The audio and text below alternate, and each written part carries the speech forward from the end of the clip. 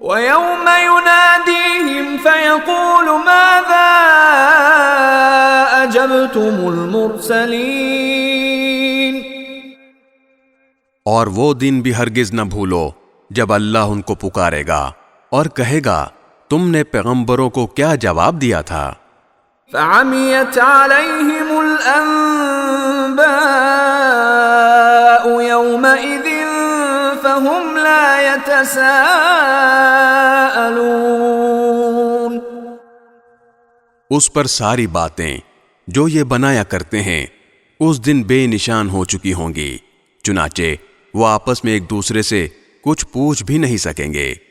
فَأَمَّا مَن تَابَ وَآمَنَ وَعَمِلَ صَالِحًا فَعَسَىٰ أَن يَكُونَ مِنَ الْمُفْلِحِينَ۔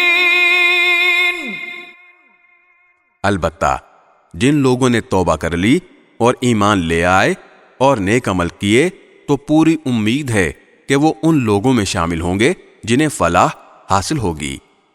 وَرَبُّكَ يَخْلُقُ مَا يَشَاءُ وَيَخْتَارُ مَا كَانَ لَهُمُ الْخِيَرَةُ سُبْحَانَ اللَّهِ وَتَعَالَى عَمَّا يُشْرِكُونَ۔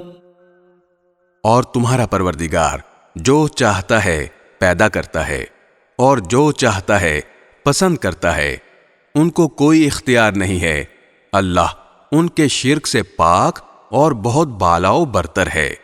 وَرَبُّكَ يَعْلَمُ مَا تُكِنُّ صُدُورُهُمْ وَمَا يُعْلِنُونَ۔ اور تمہارا پروردگار ان باتوں کو بھی جانتا ہے جو ان کے سینے چھپائے ہوئے ہیں اور ان باتوں کو بھی جو یہ کھلم کھلا کرتے ہیں۔